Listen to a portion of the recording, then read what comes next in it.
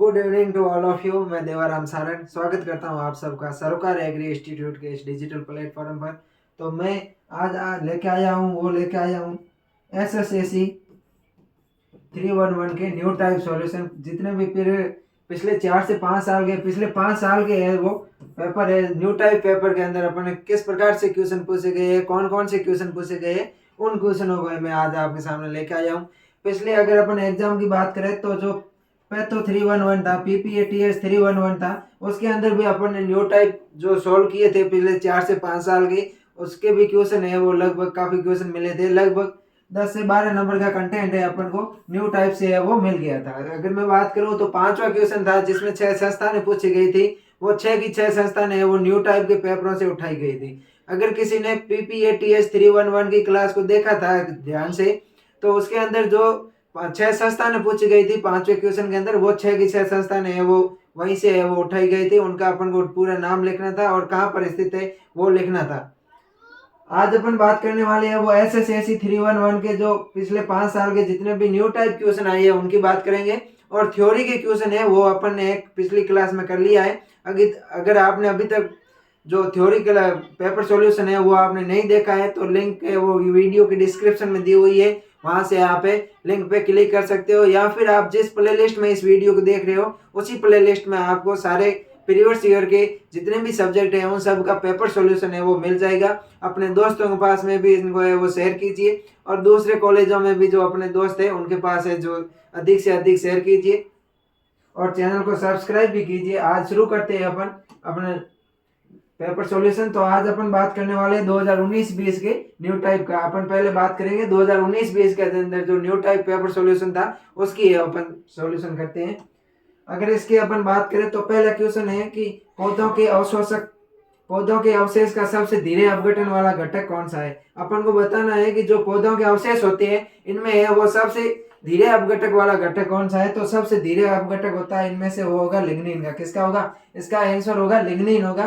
कि slow decomposing components of plant reduce, यानी कि जो पादप अवशेष का है सबसे धीरा अपघटक होने वाला पदार्थ कौन सा है? लिग्निन होगा। इसका आंसर होगा लिग्निन। बात करते हैं अपने अगले क्वेश्चन की। तो अपना नेक्स्ट क्वेश्चन है वो है कि एसएसपी निर्माण में काम आने वाला पदार्थ कौन सा है। अपन को बताना है अपन जो एसएसपी बनाते हैं, सिंगल सुपर फास्फेट बनाते हैं, तो सिंगल सुपर फास्फेट के निर्माण के अंदर है वो कौन सा पदार्थ है वो काम में आता है। तो इसके अंदर जो काम में आता है सिंगल सुपर फास्फेट में रॉक फॉस्फेट आता है। कौन सा आता है? सिंगल सुपर फास्फेट के निर्माण में रॉक फॉस्फेट है वो काम में आता है। अब बात करते हैं अपन अगले नेक्स्ट क्वेश्चन की। अगला क्वेश्चन है कि पानी में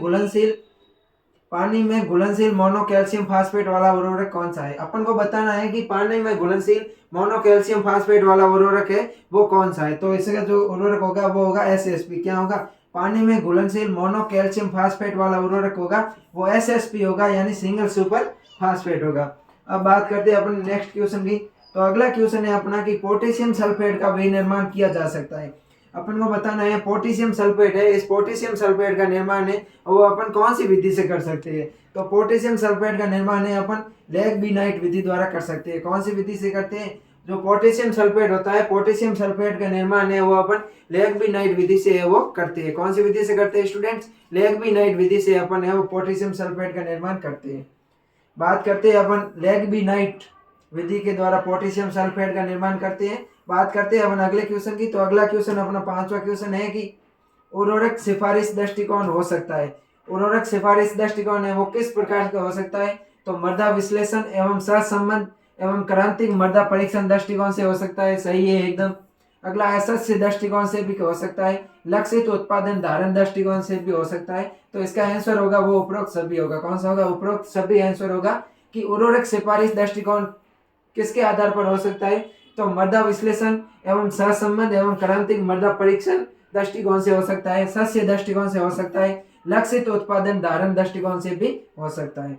अगला अपना क्वेश्चन है इसकी अगर अपन बात करें तो कि जिंक डिफिशियंसी रिजल्ट इन, यानी कि जिंक की जस्ते की या जिंक की कमी का है जो डिफिशियंसी है, कमी का है, रिजल्ट क्या है। अपन को बताना है कि जिंक की कमी से है वो कौन सा रोग होता है। तो जिंक की कमी से स्टूडेंट से अपन पिछले 11th क्लास से पढ़ते आ रहे हैं कि जिंक की कमी से धान में खैरा रोग होता है। क्या होता है?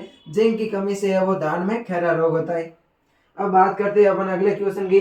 अगर मैं अगले क्वेश्चन की बात करूं तो अगला क्वेश्चन है अपना कि प्रोम है।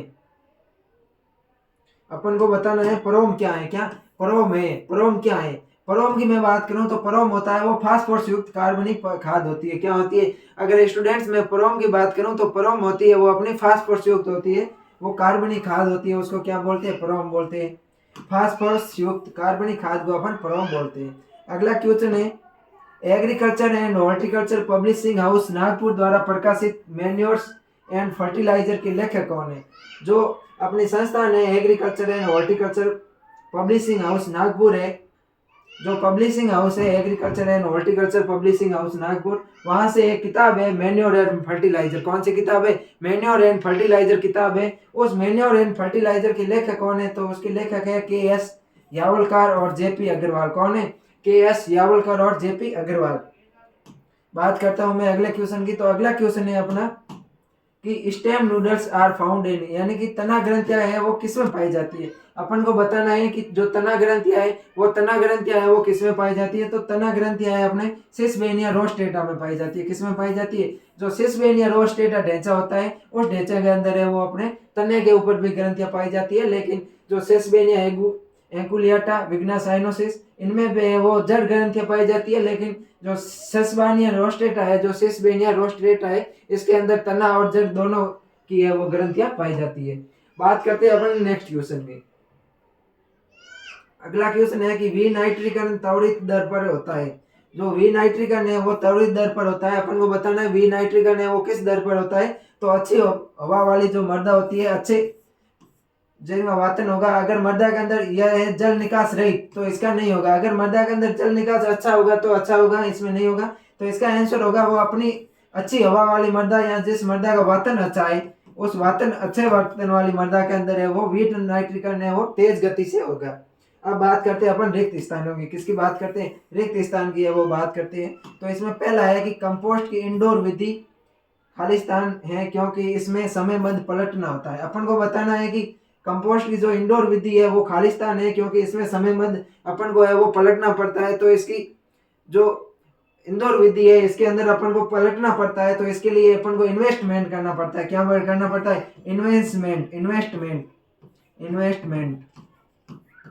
जो अपनी कंपोस्ट की इंडोर विधि है ये एक इन्वेस्टमेंट विधि है, क्योंकि इन्वेस्टमेंट इसलिए है क्योंकि अपन को है यहाँ पर है इसके अंदर पलटाई करनी पड़ती है। इसके अंदर है वो कुल 3 पलटाई करते हैं। पहली पलटाई 15 दिन बाद करते हैं, दूसरी पलटाई है वो 1 माह में करते हैं, और जो तीसरी पलटाई है वो स्टूडेंट्स अपन 2 माह के बाद में करते हैं। ये इंडोर विधि है, इन्वेस्टमेंट विधि है।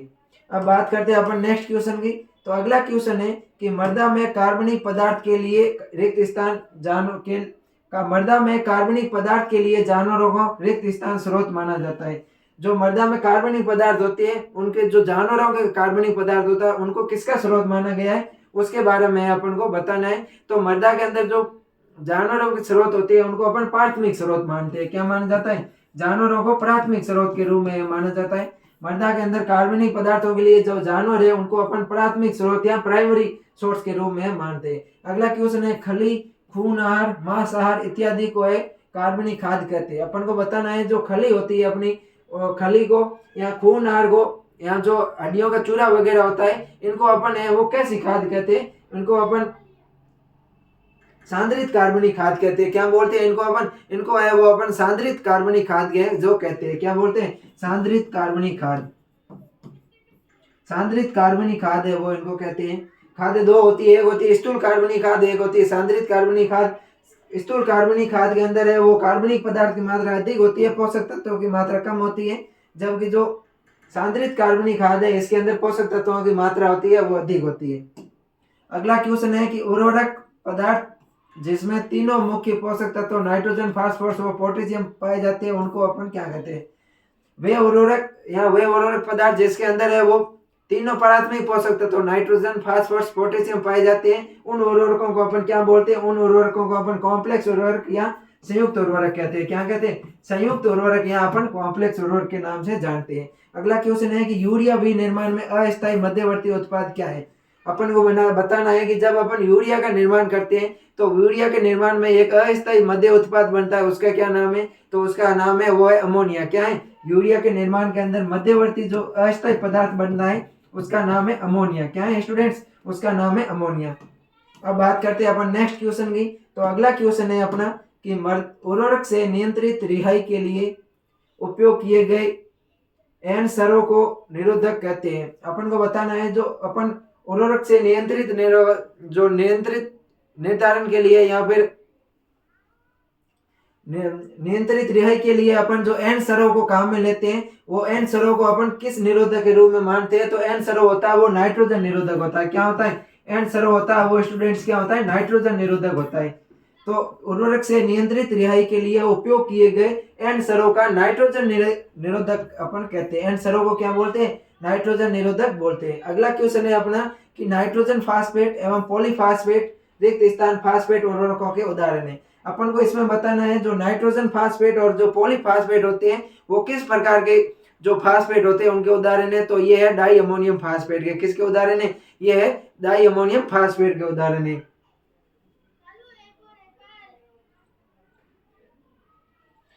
किसके? डाई अमोनियम फास्फेट के। डाई अमोनियम फास्फेट उर्वरक है, di ammonium phosphate.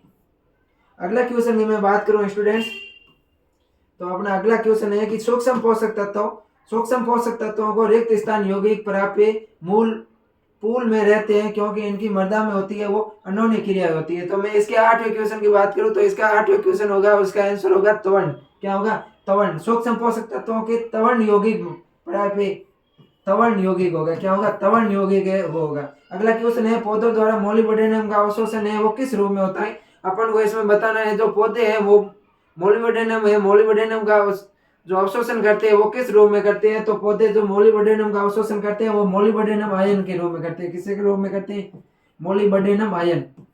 Molybdenum ion के रूप में करते हैं, यानी कि MOO4- के रूप में वो पौधे है मोलिब्डेनम का है वो अवशोषण करते हैं। अगला क्वेश्चन है अपना कि अवस्था जिसमें फसल को तत्वों की आवश्यकता ज्यादा होती है फिर भी कमी के लक्षण है वो नहीं दिखाते हैं, उसको क्या बोलते हैं? वो अवस्था जिसमें फसल को है वो पोषक तत्वों की आवश्यकता होती है वो अधिक होती है। कौन सी है? क्या होती है?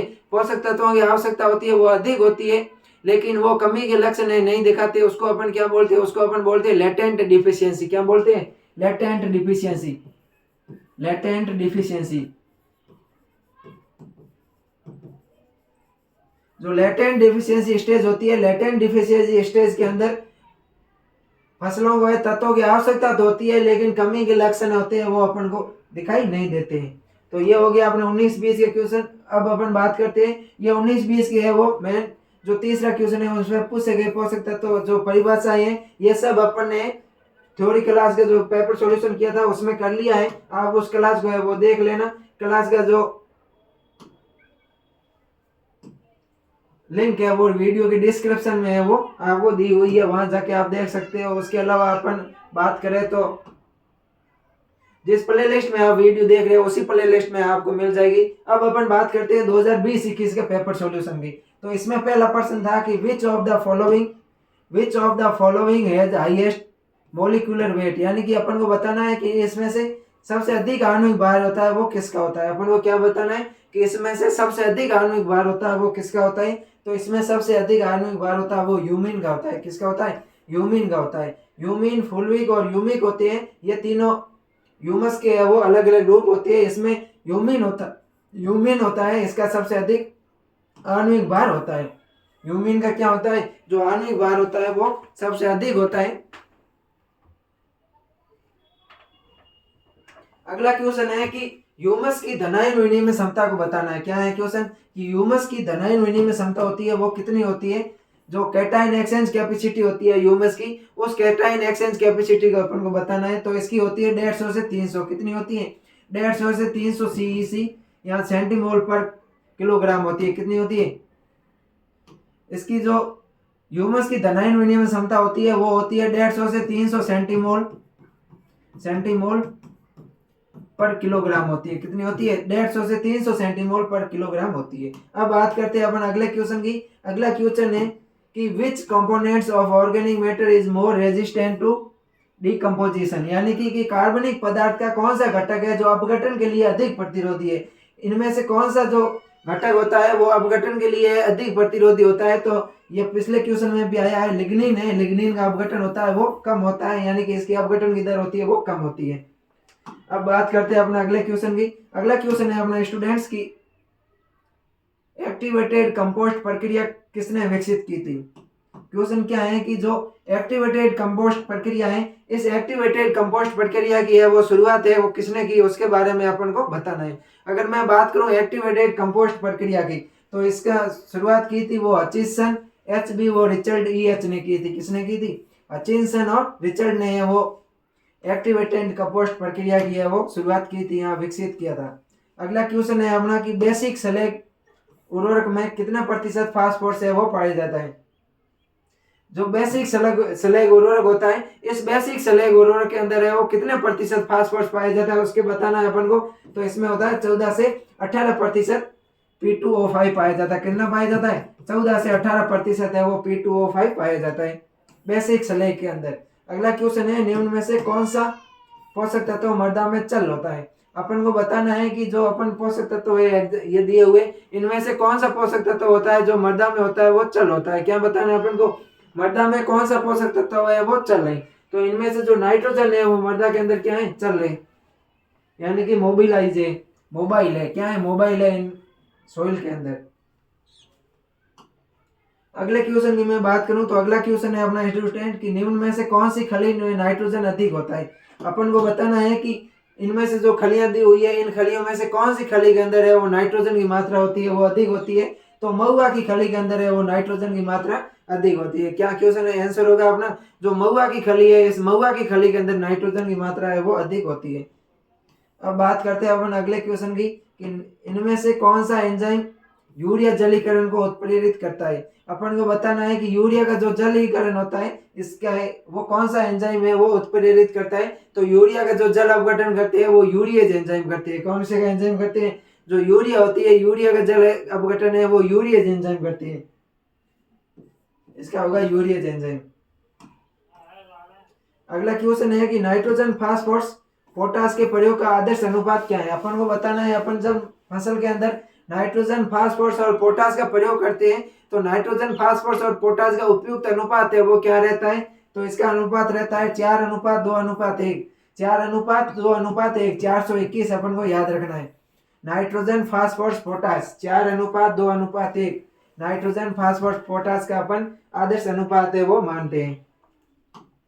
अगले क्वेश्चन की बात करें स्टूडेंट्स, तो अगला क्वेश्चन है अपना कि खाद शब्द का उद्भव हुआ है। अपन को बताना है जो खाद शब्द है, इस खाद शब्द का उद्भव है वो कौन सी भाषा से हुआ है उसके बारे में अपन को है वो बताना है। अगर अब मैं बात करूं खाद शब्द की, तो खाद शब्द है वो लैटिन भाषा के शब्द से बना है।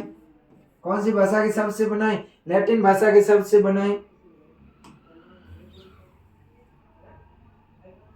अगला क्वेश्चन है, केंद्रीय उर्वरक गुणवत्ता नियंत्रण एवं प्रशिक्षण संस्थान है कहाँ पर स्थित है। अपन को बताना है कि केंद्रीय उर्वरक गुणवत्ता नियंत्रण एवं प्रशिक्षण संस्थान है वो कहाँ पर है। तो यह संस्थान है वो फरीदाबाद में। कहाँ पर स्थित है स्टूडेंट्स, फरीदाबाद में स्थित है। केंद्रीय उर्वरक गुणवत्ता नियंत्रण एवं प्रशिक्षण संस्थान कहाँ है, central fertiliser quality control and training institute कहाँ है, फरीदाबाद में। क्वेश्चन आ सकता है केंद्रीय उर्वरक गुणवत्ता नियंत्रण एवं प्रशिक्षण संस्थान फरीदाबाद में। अगला है मृदा का आदर्श कार्बन नाइट्रोजन अनुपात है वो कितना होता है। क्या बताना है कि मृदा का आदर्श कार्बन नाइट्रोजन अनुपात कितना होता है। तो मृदा का कार्बन नाइट्रोजन अनुपात होता है वो 10:1 से 12:1 होता है। कितना होता है, 10:1 से 12:1 होता है वो मृदा का आदर्श कार्बन नाइट्रोजन अनुपात होता है। अगला क्वेश्चन है स्टूडेंट्स अपना कि पौधों में निकिल की अनिवार्यता की खोज है वो किसने की है। क्वेश्चन क्या है कि पौधों के अंदर निकिल की जो अनिवार्यता है, इस अनिवार्यता की खोज है वो किसने की है। तो खोज की थी जॉन वुडमैन ने। किसने की थी, पौधों में निकिल के अनिवार्यता की खोज है वो जॉन वुडमैन ने की थी। किसने की थी, जॉन वुडमैन ने। पौधों में निकिल की अनिवार्यता की खोज जॉन वुडमैन ने की थी। अगला क्वेश्चन है, लॉ ऑफ मिनिमम किसके द्वारा है वो प्रतिपादित किया गया है। क्या क्वेश्चन है कि जो लॉ ऑफ मिनिमम है, ये किसके द्वारा प्रतिपादित किया गया? तो लिबिंग के द्वारा। किसके द्वारा? लिबिंग नामक वैज्ञानिक ने जो of minimum law of minimum का है वो सिद्धांत है वो प्रतिपादित किया था। अगला है कि कमी के कारण मक्का में सफेद कली का बनता है। जो मक्का है, मक्का के अंदर सफेद कली का बनना है वो किस पोषक तत्वों की कमी के कारण होता है? तो मक्का के अंदर सफेद कलिका का बनना होता है वो जिंक की कमी के कारण होता है। किसके कारण होता है? मक्का के अंदर सफेद कली का बनना जिंक की कमी के कारण होता है। किसकी कमी के कारण होता है स्टूडेंट्स? तो जिंक की कमी के कारण है मक्का के अंदर सफेद कली का बनना होता है।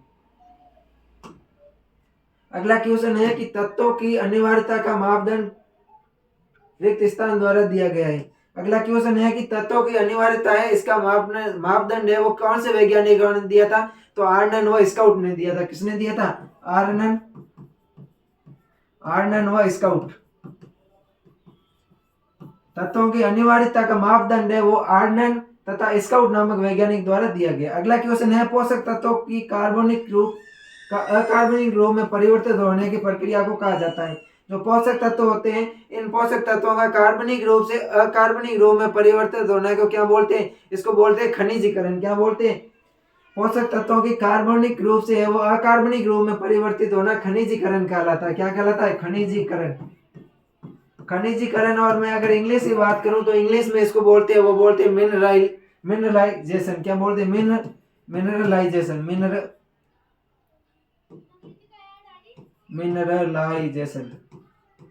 मिनरलाइजेशन या खनिजीकरण है वो कार्बनिक पदार्थों का अकार्बनिक पदार्थों में बदलना कहलाता है।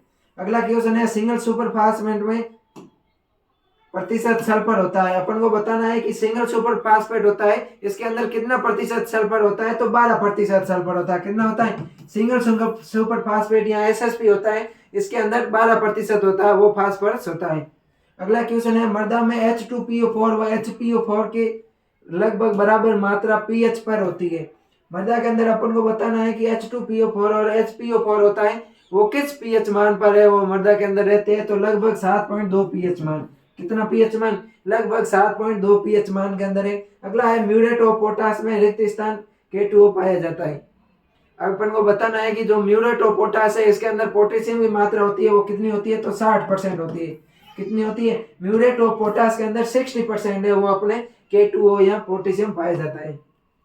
अब बात करते हैं अपन 2020-21 के पेपर सॉल्यूशन की। कौन से 20-21 ही कर रहे थे पेपर सॉल्यूशन तो अपन, लेकिन हमने न्यू टाइप हो गया। अब अपन थ्योरी एग्जाम की थ्योरी क्वेश्चनों की बात करते हैं।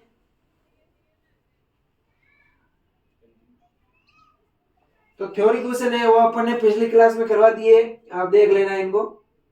अब अपना अगला पेपर आता है वो आता है 2021-22 का। 2021-22 के मैं पेपर सॉल्यूशन की बात करूं तो इसका पहला क्वेश्चन है वो स्टूडेंट्स क्या है अपना कि उर्वरक निर्माण में नाइट्रोजन का स्रोत क्या है। अपन को बताना है कि उर्वरक निर्माण के अंदर नाइट्रोजन का स्रोत क्या है। जब अपन नाइट्रोजन उर्वरकों का निर्माण करते हैं तो इसके अंदर नाइट्रोजन का स्रोत होता है वो क्या होता है? तो इनमें होगा हवा। क्या है? हवा है वो नाइट्रोजन का स्रोत है। अगला क्वेश्चन है महुआ पिंड है। जो महुआ की खली है वो क्या है? तो ये महुआ की खली है वो अखाद्य खली है। कैसी खली है? अखाद्य खली है, यानी पशुओं द्वारा न खाने वाली खली है। जो महुआ की खली है वो पशुओं द्वारा न खाने जाने वाली खली है। अगला क्वेश्चन है अपना कि एसएसपी का विनिर्माण है। एसएसपी का विनिर्माण है वो किससे होता है? ये अपना क्वेश्चन है। तो एसएसपी की मैं अगर बात करूं तो एसएसपी का विनिर्माण होता है वो रॉक फॉस्फेट का होता है। किसका होता है? जो एसएसपी है इसका विनिर्माण रॉक फॉस्फेट से होता है, लेकिन रॉक फॉस्फेट का गंधक अम्ल के साथ अम्लीकरण से है वो एसएसपी का निर्माण होता है, रॉक फॉस्फेट के गंधक के साथ अम्लीकरण। अगला क्वेश्चन है कि रॉक फॉस्फेट एवं पिसा हुआ तत्वीय गंधक के मिश्रण से तैयार उत्पाद को क्या कहते हैं? क्या क्वेश्चन है कि रॉक फॉस्फेट एवं पिसा हुआ तत्वीय गंधक के मिश्रण से जो तैयार पदार्थ होता है उस पदार्थ को अपन वो क्या कहते हैं? तो उसको अपन बोलते हैं बायोसुपर। क्या बोलते हैं? उसको अपन बोलते हैं बायोसुपर। रॉक फॉस्फेट एवं पिसा हुआ तत्वीय गंधक के मिश्रण से तैयार पदार्थ बायोसुपर कहलाता है। अगला क्वेश्चन है कि निम्न के लिए म्यूरेट ऑफ पोटाश की सिफारिश नहीं की जाती है। जो ये फसलें है इसके अंदर कौन सी फसल के अंदर है अपन म्यूरेट ऑफ पोटाश का है वो प्रयोग नहीं करते हैं? तो म्यूरेट ऑफ पोटाश का है वो तंबाकू के अंदर नहीं करते। किसके अंदर नहीं करते? म्यूरेट ऑफ पोटाश का प्रयोग है अपन तंबाकू के अंदर नहीं करते हैं। बात करते हैं अपन अगले क्वेश्चन की। अगला क्वेश्चन है कि अमोनियम मोलिबडेट में मोलिबडेट की मात्रा कितनी होती है। जो उर्वरक का नाम है अमोनियम मोलिबडेट, इस अमोनियम मोलिबडेट के अंदर मोलिबडेट की मात्रा होती है वो कितना प्रतिशत होती है, तो लगभग 54% होती है। कितनी होती है? 54% है वो अमोनियम मोलिबडेट के अंदर मोलिबडेट की मात्रा होती है। बात करते हैं अपन नेक्स्ट क्वेश्चन की। तो अगला क्वेश्चन है कि कंपोस्ट में नाइट्रोजन की मात्रा होती है।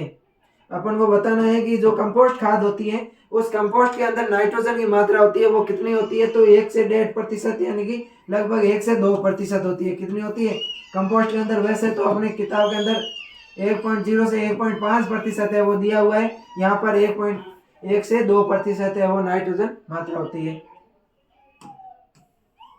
अगला क्वेश्चन है कि निम्न में से कौन सा पोषक तत्व पौधों में गहरा हरा रंग प्रदान करता है। कौन सा पोषक तत्व है जो पौधों को गहरा हरा रंग है वो प्रदान करता है, ये अपन को बताना है। तो पौधों को जो गहरा हरा रंग है वो नाइट्रोजन करता है। कौन सा पोषक तत्व के कारण पौधे गहरे हरे रंग के दिखाई देते हैं? नाइट्रोजन के कारण। अगला क्वेश्चन है कि रॉक फॉस्फेट उपयुक्त है। जो रॉक फॉस्फेट होते हैं वो रॉक फॉस्फेट है किन फसलों के लिए या किन मृदाओं के लिए उपयुक्त रहता है, तो लेटेरिक मृदाओं के लिए उपयुक्त रहता है। रॉक फॉस्फेट का अपन प्रयोग है वो लेटेराइट, जो लेटेराइटिक मृदा होती है इनके लिए है वो अच्छा रहता है। अगला क्वेश्चन है किस उर्वरक के साथ में चूना नहीं मिलाते हैं। कौन सा उर्वरक है जिसके प्रयोग करने के साथ में अपन है वो चूने का प्रयोग नहीं करते हैं, तो अमोनियम सल्फेट के साथ में। कौन से उर्वरक के साथ में? अमोनियम सल्फेट के साथ में है वो चूने का प्रयोग नहीं करते हैं। अगला क्वेश्चन है प्राथमिक किण्वन एवं कार्बनिक पदार्थ के ऑक्सीकरण के उपरांत प्राप्त सीवेज सलज रिक्त स्थान कहलाता है। इसमें अपन को बताना है कि जो प्राथमिक किण्वन एवं अकार्बनिक पदार्थ के ऑक्सीकरण के उपरांत प्राप्त सीवेज होता है वो क्या कहलाता है, तो इसका आंसर वो होगा अवक्षेपित सीवेज। क्या होगा? अवक्षेपित सीवेज। अवक्षेपित सीवेज। अवक्षेपित सीवेज प्राथमिक किण्वन एवं कार्बनिक पदार्थ के ऑक्सीकरण के उपरांत प्राप्त सीवेज सलज अवक्षेपित सीवेज कहलाते हैं। अगला क्वेश्चन है कि यूरिया संश्लेषण के दौरान बनने वाला मध्यवर्ती उत्पाद कौन सा है। अपन को बताना है कि यूरिया जो सल्फेट होता है, जो यूरिया का संश्लेषण करते हैं अपन, यूरिया के संश्लेषण के दौरान जो मध्यवर्ती पदार्थ बनता है उस मध्यवर्ती पदार्थ को अपन क्या बोलते हैं, तो उसको बोलते हैं अपन अमोनियम कार्बोनेट। क्या बोलते हैं? Ammonium carbonate. Ammonium carbonate. ये क्वेश्चन है वो पीछे के पेपरों में भी है वो आया हुआ है कि यूरिया संश्लेषण के दौरान बनने वाला मध्यवर्ती पदार्थ कौन सा है? Ammonium carbonate. अगला है मृदा में कार्बन नाइट्रोजन का अनुपात होता है वो कितना होता है, तो मृदा के अंदर कार्बन नाइट्रोजन का अनुपात होता है वो 10:1 से 12:1 होता है। ये भी पिछले एग्जाम के अंदर पूछा गया था, पिछले पेपर में 10:1 से 12:1 होता है। भारतीय मृदाओं में सबसे कम पाया जाता है। अपन को बताना है कि जो भारतीय मृदा होती है इसके अंदर है वो सबसे कम पोषक तत्व कौन सा पाया जाता है, तो बोरॉन पाया जाता है। कौन सा पाया जाता है? बोरॉन। भारतीय मृदाओं के अंदर बोरॉन पोषक तत्वों की है वो कमी पाई जाती है। अगला क्वेश्चन है यूरिया का दूरगामी प्रभाव होता है। अगर अपन यूरिया का है वो लगातार प्रयोग करते रहते हैं तो उसका प्रभाव कैसा होगा, तो अम्लीय प्रभाव होगा। कैसा होगा? यूरिया का दूरगामी प्रभाव है वो अम्लीय होगा। कैसा होगा? अम्लीय होगा, एसिडिक होगा। अगला क्वेश्चन है कि मृदा परीक्षण के दौरान, अगला क्वेश्चन है स्टूडेंट्स अपना कि मृदा परीक्षण के परिणामों का प्रयोग विभिन्न फसलों में दिए जाने वाले रिक्त स्थान के लिए किया जाता है। जब अपन मृदा परीक्षण करते हैं उसके मृदा परीक्षण के बाद में जो अपन परिणाम आते हैं उन परिणामों में अपन है वो किसका प्रयोग करते हैं, तो उर्वरकों का प्रयोग के लिए वो अपन मृदा परीक्षण करते हैं। उर्वरक यानी मृदा परीक्षण के लिए परिणामों का प्रयोग विभिन्न फसलों में दिए जाने वाले उर्वरक के लिए किया जाता है। मृदा परीक्षण क्यों करते हैं कि किसी फसल के अंदर उर्वरक की कितनी मात्रा देनी है उसके लिए अपन है वो मृदा परीक्षण करते हैं। अगला क्वेश्चन है कि सूक्ष्म तत्वों के छिड़काव घोल का पीएच मान रिक्त स्थान होना चाहिए। जो अपन सूक्ष्म तत्व यूज लेते हैं उन सूक्ष्म तत्वों के जो घोल होता है उसका पीएच मान है वो कितना होना चाहिए, तो 6 से 7 होना चाहिए। कितना होना चाहिए? 6 से 7 पीएच मान होना चाहिए। अगला क्वेश्चन है एन सरो एक नाइट्रोजन अवरोधक है। यह भी क्वेश्चन है वो दोबारा आया हुआ है। एन सरो क्या है? एक नाइट्रोजन अवरोधक है। नाइट्रोजन अवरोधक है।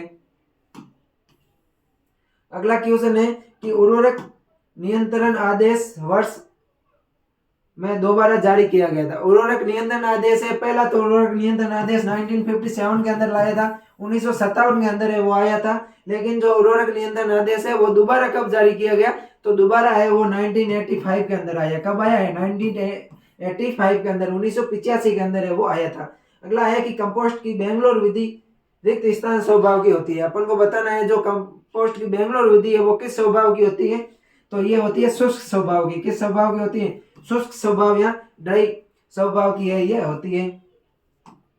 ये है 2021-22 के क्वेश्चन पेपर, इसका अपन ने वो पेपर सॉल्यूशन कर लिया है। अब अपन बात करते हैं 2022-23 का पेपर सॉल्यूशन। किसकी बात करेंगे, अब अपन बात करेंगे 2022-23 के पेपर सॉल्यूशन की।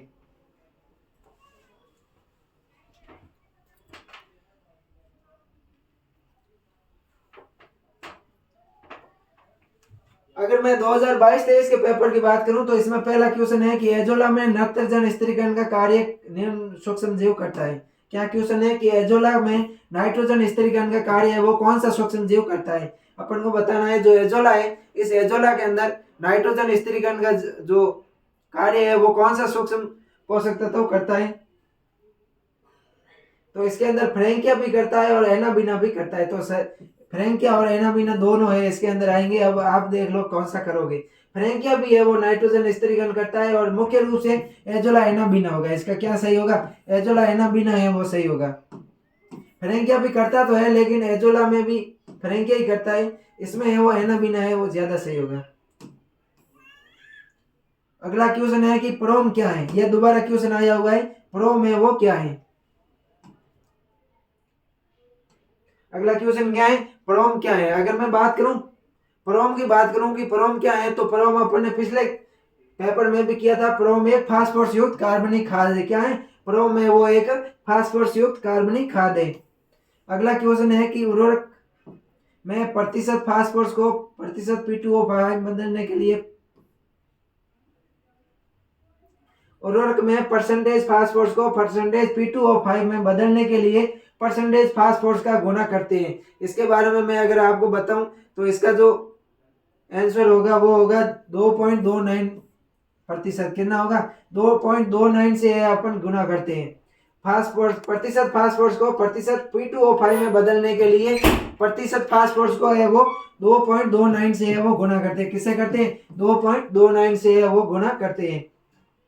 अब मैं बात करूं नेक्स्ट क्वेश्चन की, तो अगला क्वेश्चन है अपना कि मृदा में जिंक की क्रांतिक सीमा क्या है। अपन को है वो मृदा के अंदर जिंक की क्रिटिकल स्टेज बतानी है, जिंक की अपन को है वो क्रांतिक सीमा है वो बतानी है। तो जिंक की क्रांतिक सीमा होती है वो 0.5 ppm होती है। कितनी होती है, मृदा के अंदर जिंक की क्रांतिक सीमा 0.5% होती है। अगला क्वेश्चन है कि महुआ खली है, महुआ की खली है वो खाने अयोग्य। कैसी खली है, महुआ की खली है वो पशु है वो महुआ की खली को खाते नहीं है, ये खाने अयोग्य है। अगला क्वेश्चन है कि निम्न में से कौन सी कार्बनिक खाद है। कार्बनिक खाद कौन सी है, तो गोबर की खाद कार्बनिक खाद है, कंपोस्ट भी कार्बनिक खाद है, वर्मी कंपोस्ट भी कार्बनिक खाद है। तो इसका उत्तर होगा वो उपरोक्त सभी होगा। गोबर, कंपोस्ट और वर्मी कंपोस्ट तीनों है वो कार्बनिक खाद है। अब बात करते हैं अपने नेक्स्ट क्वेश्चन की।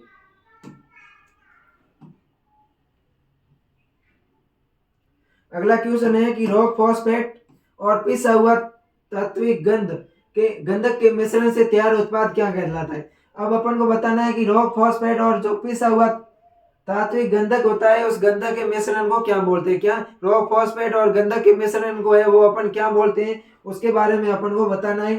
तो उसको अपन बोलते हैं बायोसुपर। क्या बोलते हैं, रॉक फॉस्फेट और पिसा हुआ गंधक के मिश्रण यानी सल्फर का जो मिश्रण होता है उसके मिश्रण से उत्पाद जो तैयार होता है उसको अपन बोलते हैं बायोसुपर बोलते हैं। क्या बोलते हैं, उसको अपन है वो बायोसुपर बोलते हैं। अगले क्वेश्चन की मैं बात करूं तो अगला क्वेश्चन है कि लॉ ऑफ मिनिमम। क्या क्वेश्चन है, लॉ ऑफ मिनिमम या न्यूनता का सिद्धांत है वो किसने दिया था, तो इसका सिद्धांत दिया था वो जेवी लिविंग ने दिया था। किसने दिया था, लॉ ऑफ मिनिमम है वो जेवी लिविंग ने दिया था। ये भी क्वेश्चन है वो पूछा हुआ रिपीट क्वेश्चन है। अगला क्वेश्चन है कि फास्फोरस की कमी के कारण पत्तियों का रंग कैसा हो जाता है। अगला क्वेश्चन क्या है कि फास्फोरस की कमी के कारण है वो पत्तियों का रंग कैसा हो जाता है। तो पत्तियों का रंग है वो फास्फोरस की कमी के कारण नीला हो जाता है। कैसा हो जाता है? फास्फोरस की कमी के कारण है वो पत्तियों का रंग है वो नीला हो जाता है। अब बात करते हैं अपन नेक्स्ट क्वेश्चन की। अगला क्वेश्चन है कि निम्न में से हरी खाद की फसल कौन सी है? अपन को बताना है कौन सी फसलें हैं जिनका अपन है वो हरी खाद के रूप में प्रयोग कर सकते हैं। तो इसमें है गवार, जो लेग्यूमिनेसी कुल की फसलें होती है उनका अपन है वो हरी खाद के रूप में प्रयोग कर सकते हैं। तो ज्वार को अपन हरी खाद के रूप में प्रयोग कर सकते हैं। अगला क्वेश्चन है कि पोटेशियम का सूचक पौधा कौन सा है? अपन को बताना है कि पोटेशियम है, इस पोटेशियम का सूचक पौधा है वो कौन सा है? तो आलू होता है वो पोटेशियम का सूचक पौधा होता है। क्या होता है? आलू होता है वो पोटेशियम का सूचक पौधा होता है। अगला है कि मूंगफली की खली में नाइट्रोजन की मात्रा होती है। अपन को बताना है जो मूंगफली केक होती है, ग्राउंडनट केक होती है, इसके अंदर नाइट्रोजन की मात्रा कितनी होती है? तो 60.2% होती है। कितनी होती है? मूंगफली की खली के अंदर है वो नाइट्रोजन की मात्रा 7.2% होती है। अगला क्वेश्चन है कि द्वितीय पोषक तत्व होते हैं। तो द्वितीय पोषक तत्व होते हैं वो होते हैं कैल्शियम, मैग्नीशियम और सल्फर। द्वितीय पोषक तत्व कौन से होते हैं? कैल्शियम, मैग्नीशियम, सल्फर होते हैं। प्राथमिक पोषक तत्व होते हैं नाइट्रोजन, फास्फोरस और पोटेशियम। एनपीके होते हैं वो प्राथमिक पोषक तत्व होते हैं और कैल्शियम, मैग्नीशियम और सल्फर होते हैं वो द्वितीय पोषक तत्व होते हैं। माइक्रोराइजा की उपस्थिति रिक्त स्थान को ग्रहण को बढ़ाती है। अपन को बताना है कि माइक्रोराइजा की जो उपस्थिति होती है वो किसकी ग्रहण जो है वो बढ़ाती है? तो माइक्रोराइजा की उपस्थिति है वो फास्फोरस की ग्रहणशीलता को बढ़ाती है। फास्फोरस, माइक्रोराइजा की उपस्थिति फास्फोरस ग्रहण को बढ़ाती है। अगला क्वेश्चन है कि DRIS का पूरा नाम क्या है? क्वेश्चन क्या है स्टूडेंट्स? क्वेश्चन है कि DRIS का पूरा नाम क्या है? अगर मैं DRIS के पूरे नाम की बात करूं तो अघुलनशील रेडिएशन। DRIS के फुल फॉर्म की मैं बात करूं स्टूडेंट्स तो DRIS होता है, इसका फुल फॉर्म होता है वो होता है diagnostic radiation in deficiency score होता है। क्या होता है? Diagnostic radiation in deficiency score होता है। Diagnostic radiation in deficiency score है वो इसका होता है। अगला क्वेश्चन है कि पौधों में नाइट्रोजन की कमी सबसे पहले वो कहाँ दिखाई देती है? तो पौधों में नाइट्रोजन की कमी है वो निचली पत्तियों पर है वो दिखाई देती है। कहाँ पर दिखाई देती है? पौधों में नाइट्रोजन की कमी है वो निचली पत्तियों पर है वो सर्वाधिक दिखाई देती है। अगला क्वेश्चन है फूल गोभी में खोखले तने की बीमारी किस पोषक तत्वों की कमी के कारण होती है? होलो स्टेम डिजीज है। जो फूल गोभी के अंदर जो होलो स्टेम डिजीज होता है वो होलो स्टेम डिजीज है वो किस पोषक तत्वों की कमी के कारण है वो दिखाई देती है? तो फूल गोभी के अंदर होलो स्टेम है वो बोरॉन की कमी के कारण आती है। किसके कारण आती है? बोरॉन की कमी के कारण आती है और नाइट्रोजन की अधिकता के कारण होती है। अगला है कि स्टोमेटा का खोलना तत्वों से संबंधित है। जो स्टोमेटा होते हैं, रंध्र होते हैं, उस रंध्र का खोलना और बंद होना किस पोषक तत्वों पर निर्भर करता है? तो वो करता है पोटेशियम। कौन से पोषक तत्वों पर? स्टोमेटा का खोलना या बंद होना पोटेशियम पर है वो निर्भर करता है। अगला है क्वेश्चन कि यूरिया में नाइट्रोजन रिक्त स्थान के रूप में होती है। यूरिया में नाइट्रोजन होती है वो NH2 के रूप में होती है, एमाइड के रूप में होती है। किस रूप में होती है? यूरिया में नाइट्रोजन NH2 या एमाइड के रूप में होती है। NH2 या एमाइड के रूप में होती है यूरिया के अंदर नाइट्रोजन, इसलिए यूरिया को एमाइड उर्वरक बोलते हैं। अब बात करते हैं अपन 2023-24 के क्वेश्चन पेपर की।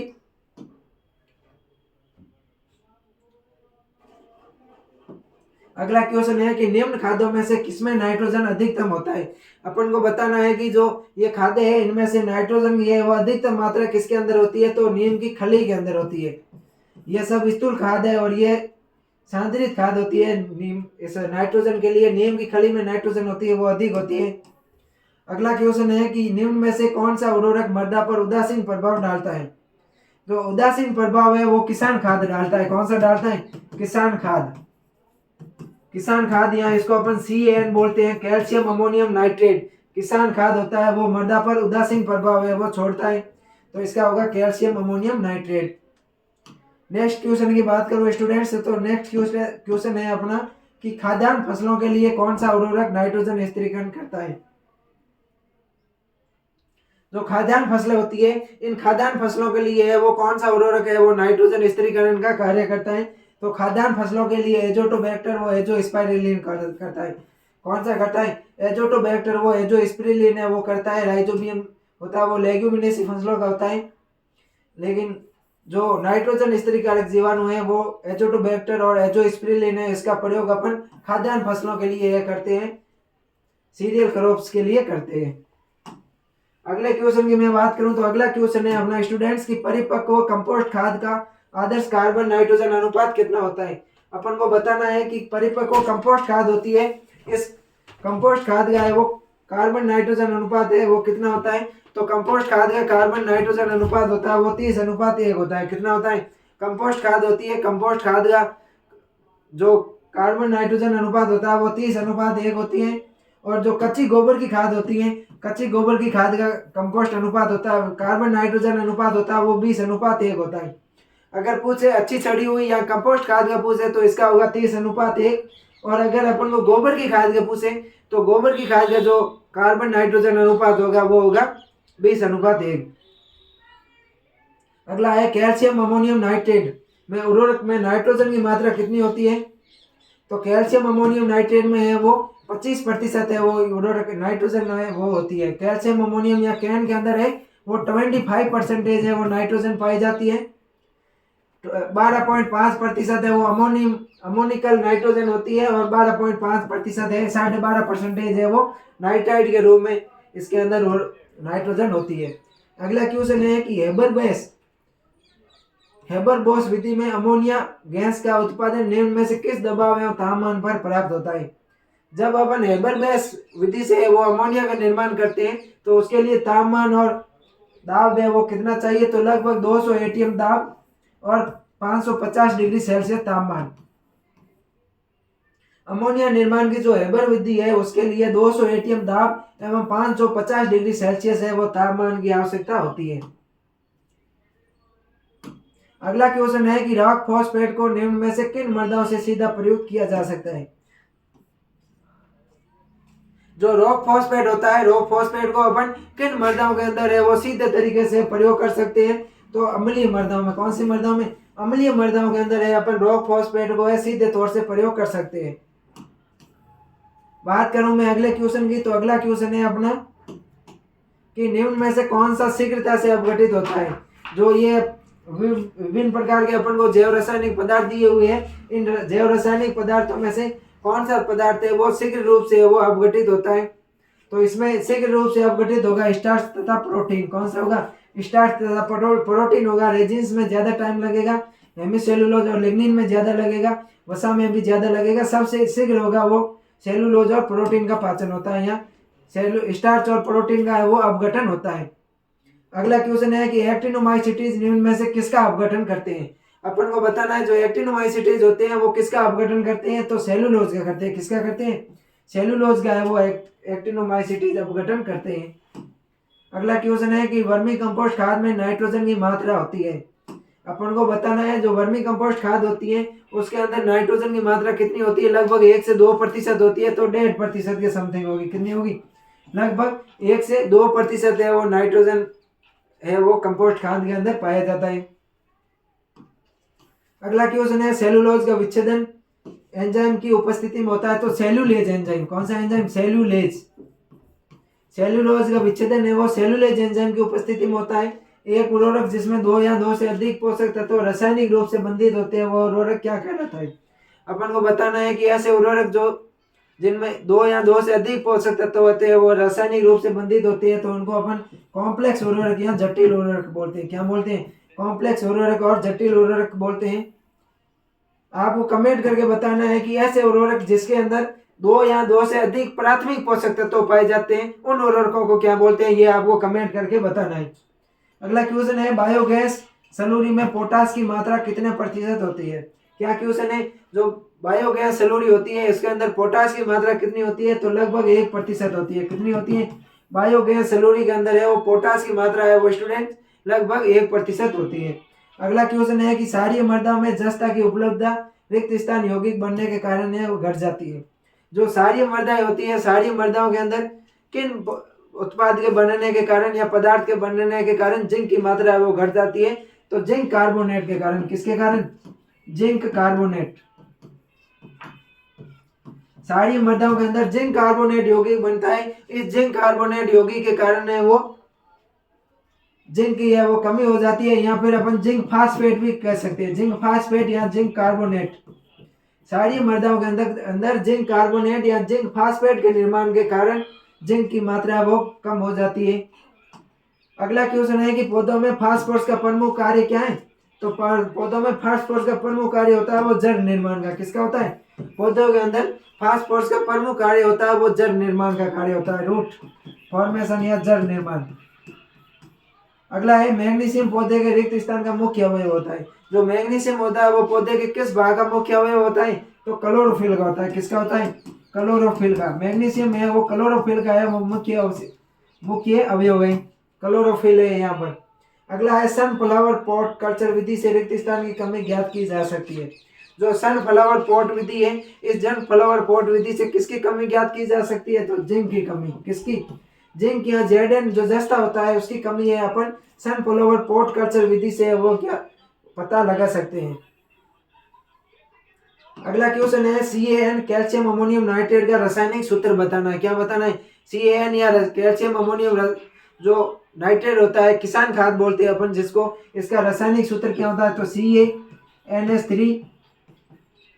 अगर इसके मैं सूत्र की बात करूं तो CaNH3 होल ट्वाइस NH4NH3 होता है। क्या होता है? NH4 और NH3 होता है, वो होता है NO3, कैल्शियम अमोनियम नाइट्रेट।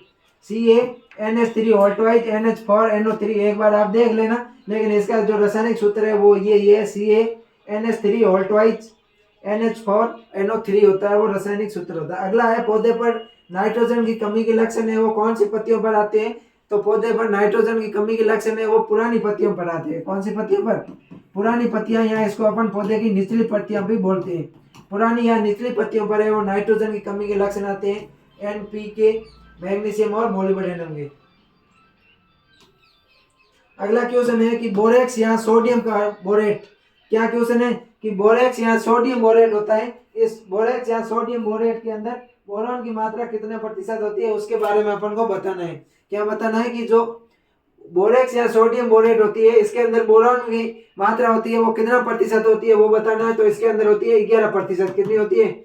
लगभग है बोरेक्स के अंदर 11% है वो बोरॉन की मात्रा है वो पाई जाती है। तो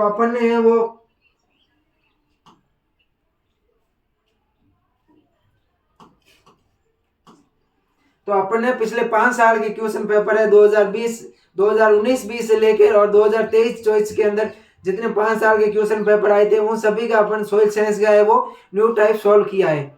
तो मुझे आशा है कि अपन इन्हीं से वो क्वेश्चन आएंगे लगभग। अगर आपको क्लास अच्छी लगी है तो अपन अधिक से अधिक दोस्तों के पास में भी है वो शेयर कीजिए, चैनल को सब्सक्राइब कीजिए। मिलते हैं नेक्स्ट क्लास में गैस पेपर के साथ में, तब तक के लिए थैंक यू।